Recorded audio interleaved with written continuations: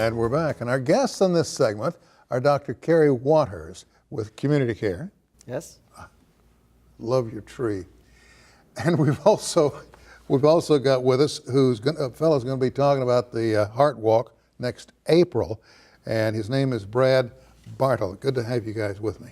Thank you. Thank you. First of all, are we any kind of a point on when we should be drawing attention to heart activities in terms of associations, or did it just happen to work out this way? Yeah, I think we are getting ready for the Heart Walk. We're doing our preparation for the Heart Walk in 2019. It's April 20th.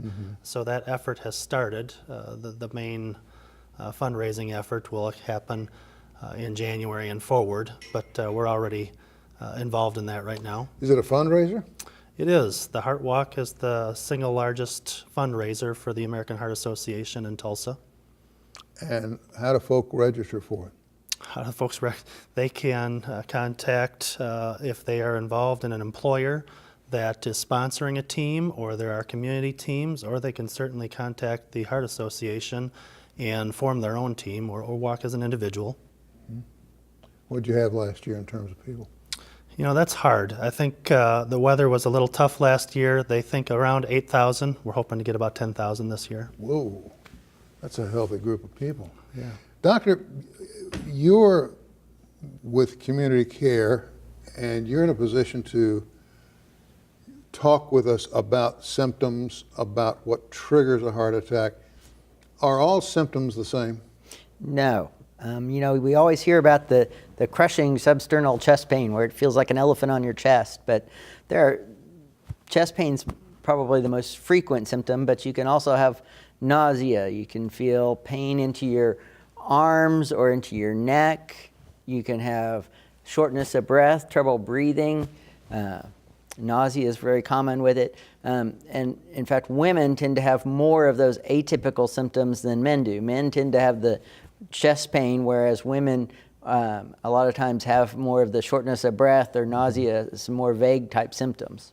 That's pretty interesting. I wonder why. Do we know why? No. One of life's little mysteries. That's life's little mysteries. Well, if I were a real sexist pig, I'd say because the wives cause the heart attack. Take out the trash, that sort of thing. Have we come very far in terms of prevention?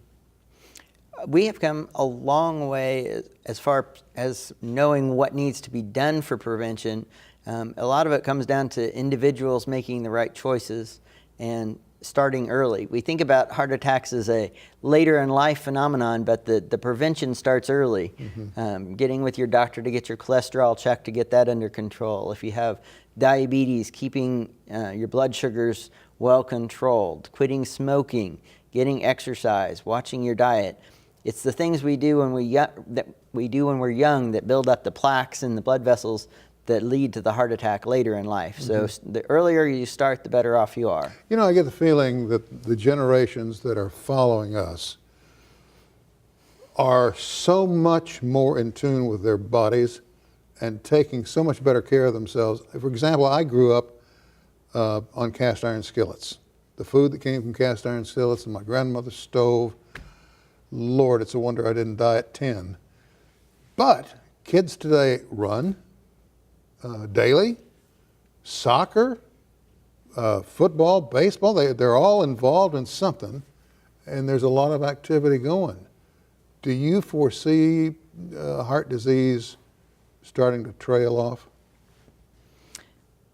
Not now, but in the future when these kids come along. I think there's a lot more appreciation for better health, better nutrition in that generation, in the 20, 30, 40-year-olds than there used to be.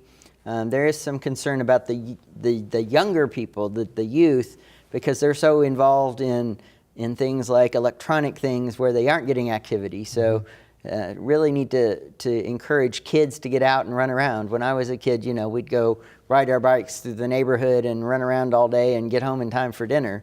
Now, they go to a friend's house and they just sit in front of a video game all day. So I think activity is key. And I will address this to both of you. years ago, there was a guy that did a late night talk show named Dick Cavett. And I mean, this man was a true wordsmith. And he had a gentleman on his show one night that was a runner, like a pro runner. The guy was on the cover of all these magazines. He did marathons here, there, and yon. And he sat down and fell over dead. Now, we can't forget genetics in the mix. We can't forget hereditary mixes when it comes to heart trouble. Have they managed to bring the numbers down on those two areas?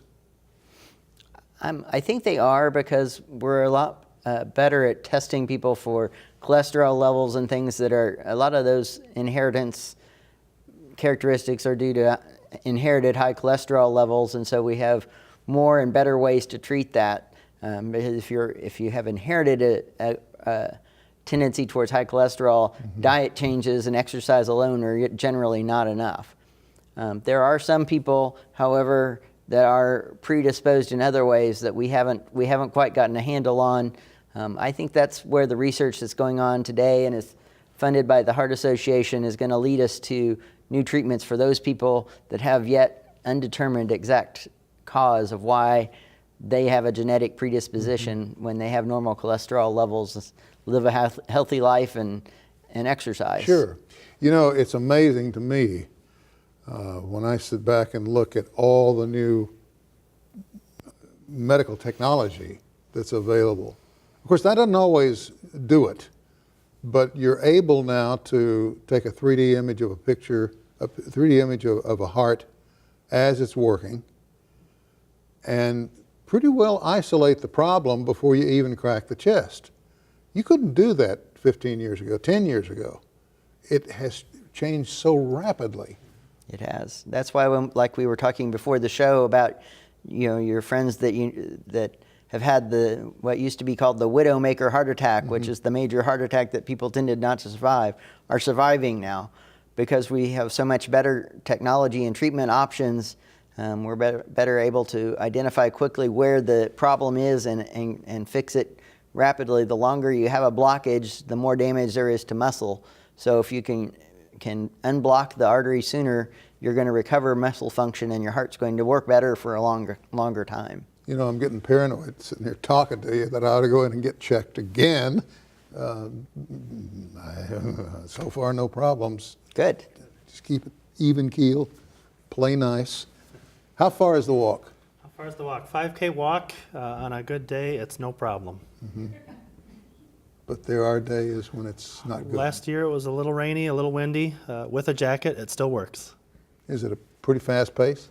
No, you walk at your own pace. Oh, really? It's no problem. So it's not a race, No. just start and finish. Yep. Well, still a good idea, particularly those who are used to it. Yeah, there are team members that, for one reason or another, have decided to form a team.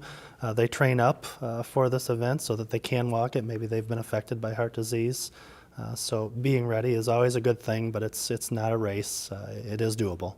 You know, I always enjoy it around the Olympics. The time that we see the Olympics, there's a little known race that always takes place, and it's the walking competition, where they do it looks like,